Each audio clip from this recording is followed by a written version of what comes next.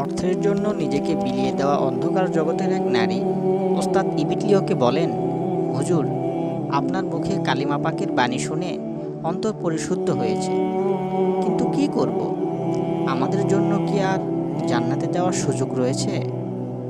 আমরা তো শুধুমাত্র জাহান্নামের ইন্ধন হব। আমরা কি চাইলেও আর পরিশুদ্ধ হতে পারবো? তখন ওস্তাদ ইবিটলিও বলেন, কেন নয়? তোমরা কি জানো তোমরা আমার চেয়েও শ্রেষ্ঠ হয়ে গেছো? ডান্স বারে উপস্থিত কয়েকজন নারী কাঁদতে কাঁদতে বলল, হুজুর, আপনি কি আমাদের সাথে তামাশা করছেন? ওস্তাদ ইবিটলিও বললেন, না, আমি তামাশা করছি না।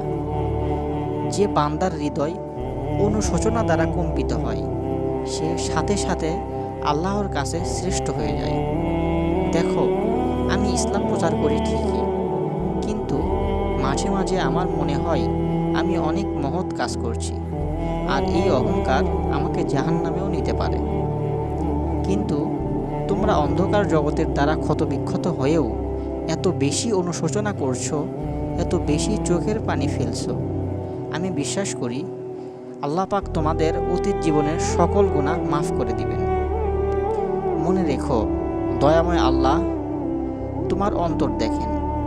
তোমার বেসিক আবরণ তার কাছে গুরুত্বপূর্ণ নয়। প্রিয় দর্শক, সে ডান্স বারে ওস্তাদ ইবিটলিও সকল নর্তকীদেরকে হিজাব ও বোরখা তুলে দিল। অশ্লীল মেয়েগুলো তখন তওবা করে সাথে সাথে নিজেদেরকে হিজাব দ্বারা আবৃত করল। তাদেরকে পবিত্র রমণীদের মতো দেখা যাচ্ছিল।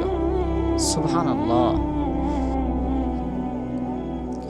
প্রিয় দর্শক, বলছিলাম মালয়েশিয়ার বিখ্যাত আলেম ইবিটলিওর কথা। প্রায় সময় তাকে দেখা যায় মদের বার, ডান্স বার, এমনকি শরীরে ট্যাটু আঁকা বিভিন্ন শয়তানের আড্ডাখানায়। তবে অন্যদের মতো নয়, এইসব জায়গায় তিনি ইসলাম প্রচারের উদ্দেশ্যে গিয়ে থাকেন। মানুষটাকে দেখলে খুব মায়া হয়। আল্লাহ পাক তাকে এত বেশি ঈমানের শক্তি দিয়েছেন, যা বর্তমান পৃথিবীতে বিরল।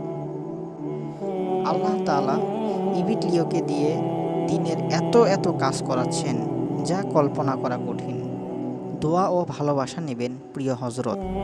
আল্লাহ তাআলা আপনাকে নেক হায়াত দান করুক, সারা জীবন আপনাকে এই পথে থাকার তৌফিক দান করুক।